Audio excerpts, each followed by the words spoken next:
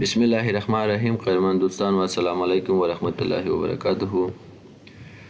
زمونږ او تاسو اکسل پروګرام مکمل خلاص شو او زمونږ دغه نوی پلی لیست چې دغه نوي درسونه به د اکسل فانکشنز باندې وي.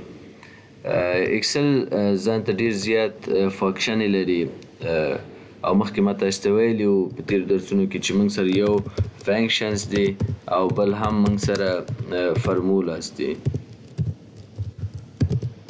د فانکشن او فرمولې ترمنځ فرق هم موږ کړی و چې فانکشن په یو وخت کې یو مشخص وظیفه موږ ته مخته وړي، یعنې د مخکې څخه هغه فرمول بندي شوی او فرموله داسې ده چې په یو وخت کې موږ تاسې کولی شو په خپله خوښه پرې کیلکولیشن او محاسبې ترسره کړو.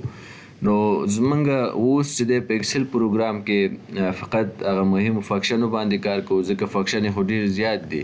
تاسې دلته فورمولا سره راشئ، دلته ګورئ فانکشن لیب لري، مختلف فانکشنې دي موږ سره د فاینانشل، لاجیکل، ټیکس، ډیټ ان ټایم، لکه هر بخش کې چې دی فانکشنې ډېرې زیاتې دي، خو موږ به یوازې هغه مهم فانکشن یې ووایو، هغه فانکشن یې ووایو چې په روزمره ژوند کې زموږ او ستاسې په کارېږي. راځم لومړی یو مثال جوړوم، لیکم چې نیم همدا ډول ورته به ولیکو چې پوسټ او سیلري به ورته ولیکو بونس. فرض که احمد د موږ سره، خان ده، جان ده، امیر ده او همدا ډول کبیر ده، نبیل ده، نصیر ده او فرض که شاه ده، زمان ده. دا موږ سره کسان دي او دا موږ سره فرض که انجینر ده، دا هم انجینر، دا هم انجینر، دا هم انجینر او دې ته به ولیکو چې دا موږ سره ټیچر ده او دې ته به هم ټیچر ولیکو، دې ته به هم ټیچر ولیکو. دې ته اوس بلی شو دیو دپاره یو څه سیلري به هم ولیکو. فرض که دې ته موږ 12,000 افغانۍ سیلري ورکوو او دې یو ته 15,000 افغانۍ سیلري ورکوو، دې ته 20 همدا ډول 25,000 او دې ته فرض که 10,000 سیلري ورکوو، دې ته هم 25,000 ورکوو، دې ته هم 12,000 ورکوو، 15,000 ورکوو، دې ته هم 20,000. لکه او بونس ته به هم راشو. فرض که په مجموع کې دیو ته 1000 افغانۍ بونس هم ورکوو او دا به ورته ټول ته ډریګ کو او دلته به ورته ولیکو چې ټوټل. لومړی خو راځم دلته لیکم چې ایکول د ایکول څخه وروسته بیا ورته وایم چې داسې کار وکړه چې سم کړه، ما ته جمع کړه. څه شی جمع کړه؟ قوس شروع کوم، ورته وایم دا سیلري راواخله، دا سیلري او بونس دواړه راته جمع کړه، انټر. او له دې وروسته دا ټول ډریګ کوم چې ټول ته دا اپلای شي. اوس به دې ته یو بارډر هم ورکو او آل بارډرز به ورته انتخاب کم او سنټر او میډل ته به یې کو او دا هیډینګ به ورته کنټرول بی کو چې بولډ شي. لږ به نور هم زوم کما.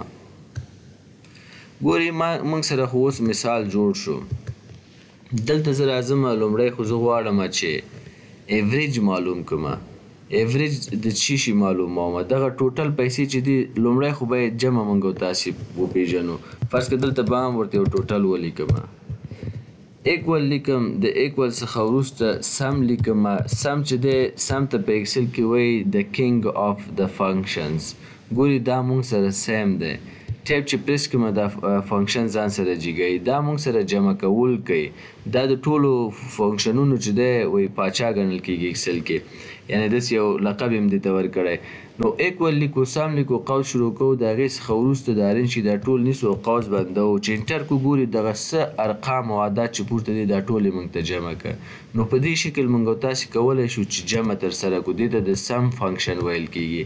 بل کار چې دی آلټ چې موږ پریس کړو او 2 وارې موږ پلس بټن ووهو یا جمع بټن ووهو، نو دې ته بیا ضرورت نه چې موږ او تاسې سم ولیکو او د سم څخه وروسته راشو رینج سلیکشن وکړو او بیا وروسته قوس بند کړو، بیا انټر کړو. لکه دا پروسه اوږده شي. دا لنډ په لنډه که تاسې غواړئ چې یو ځای کې یو څه ارقام او څه عدد جمع کړئ، نو تاسې د خپل کیبورډ نه الټ ونیسئ او د جمع علامه 2 وارې ووهئ نو فورا هغه تاسې ته جمع کوي. ګورم دی راته فورا جمع کړه.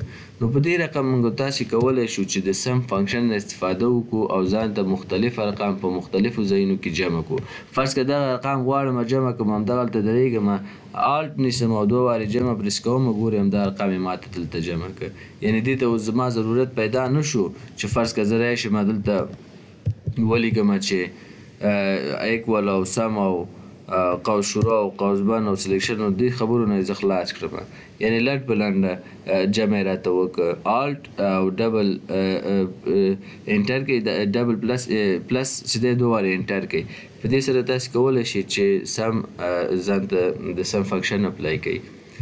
بله خبره هم زه دا خو ما جمع که زه ورته وایم نه اوس زما داسې په کار د ایوریج په کار ده. زه ورته وایم دې خلکو ته خو زه دومره معاشونه ورکوم او دومره بونس ورکوم په اوسط ډول باندې هر نفر ته موږ 100 روپۍ ورکوو نو ته ټوټل په ځای زه ورته ایوریج لیکم. صحیح ده ایوریج. نو ایوریج قوس شروع کوم هغې څخه وروسته ایوریج ورته لیکم. چې کله ایوریج ولیکم ګورئ دغلته د فنکشن لیبلري څخه چې دی ایوریج پورته کوي. په کیبورډ کې ټیپ بټن پریس کوم دا موږ سره راخلي. چې کله یې دا واخیستل دې څخه وروسته دا ورته سلیکشن کوم قوس بندوم او انټر کوم. اوس دا ماته ایوریج یې وویسته اوسط یې وویسته. یعنې په مجموع کې چې دی په اوسط شکل باندې 20,333.3 افغانۍ موږ فی نفر ته چې دی مصرف ورکوو. یعنې اوسط دی. دا ټولې پیسې واخیستلې بیا په همدغه کسانو تقسیم کړي د فی نفر چې دی وایي دغومره پیسې تاسې په اوسط ډول ورکوئ. نو دا موږ سره و د ایوریج فنکشن چې دې په واسطه موږ کولی شو ځان ته ایوریج معلوم کړو. ښه د ایوریج خو مې معلوم کړه. زه ورته وایم چې اوس ته داسې کار وکړه دا به ورته بیرته ډیلیټ کړم. ایوریج زما په کار نه ده. ته ورته وایم ما ته دغه ماکس عدد پیدا کړه ماکس عدد. نو زه ایکول لیکم او بیا وروسته ماکس لیکم. ګورې ماکس فنکشن یې موږ ته راواخیسته ټیپ په کیبورډ کې پریس کوم چې دا موږ ته راپورته کړي. دی ما ته راپورته کړي. صحیح ده. د ماکس څخه چې دی لوی عدد دی. لوی عدد په دې عددو کې پیدا کول غواړم. دلته به ورته ماکس اول ولیکو چې فرض کړه موږ ماکس عدد دلته پیدا کوو بیا به ایکول ولیکو او ماکس به ورته ولیکو. صحیح ده. ټیپ به پریس کړو چې د ماکس فنکشن موږ سره پورته کړي. اوس دا سلیکشن زه ورته اخلم او بیا قوس بندوم او بیا انټر کوم. ګورئ هغه ماکس عدد چې دی دلته موږ سره 21,000 دی. یعنې هغه جیګ عدد چې دی زموږ سره دلته 21,000 دی. ماکس عدد دی چې تر ټولو غټ عدد دی دا عدد دی. لکه 20,000 21,000 14,000 تر ټولو جیګ 21,000 دی. نو دا موږ سره هغه لوی عدد دی. نو دا د ماکس فنکشن موږ سره. یاره نه زه ورته وایم ماکس فنکشن زما په کار نه ده زما د مین فنکشن په کار ده. یعنې په دې اعدادو کې یا په دې ویلیو کې چې دی تر ټولو لږ معاش موږ چاته ورکوو مین. نو دلته تاسې ایکول ورته ولیکئ او بیا ورته مین ولیکئ. چې کله مو مین ولیکئ ټیپ پریس کړئ چې دا فرموله تاسې ته پورته کړي او بیا دا رینج کې ونیسئ یا سلیکشن وکړئ قوس بند کړئ انټر کړئ. تر ټولو کم معاش چې دی یا مین معاش چې دی نو هغه چې دی موږ 14,000 افغانۍ ده. 14,000 افغانۍ تر ټولو ټیټ معاش ده په دغه ارقامو کې وایي. نو دا موږ سره د سم ایوریج مین او ماکس. ګورئ تاسې دلته راشئ په دغه هوم ټیب کې چې دی ایډیټینګ ګروپ ده. ګورئ سم موږ سره جمع کول کوي. ایوریج موږ سره اوسط پیدا کوي. ماکس او مین لوی او کوچنی عدد موږ سره پیدا کوي. دا هغه مهمې فرمولې وي. بله خبره کاونټ نمبر دی. کاونټ نمبر موږ سره څه کوي. زه ورته دا بیرته لرې کوم او زه ورته وایم چې کاونټ نمبر دی. فرض کړه د کاونټ نمبر فرموله زه کاونټ نمبر فرموله زه اپلای کوم. ایکول ورته لیکم او بیا وروسته ورته لیکم چې کاونټ ورته لیکم او وروسته ټیپ پریس کوم چې دا موږ ته څنګه کې فنکشن د فنکشن لیبلري څخه پورته کړي. چې کله یې پورته کړه دا سلیکشن ورته اخلم قوس بندوم. اوس دا به ماته حساب کړي چې دغه ټول کسان څو نفره دي. انټر به یې کړو. ګورئ ټول 9 نفره دي. نو موږ ته دغه کسان یې موږ ته وشمېرل چې موږ سره ټول څو کسان دي. خو د اعدادو په تورو یې وشمېرل راته 1 2 3 4 5 6 7 8 9 کسان دي.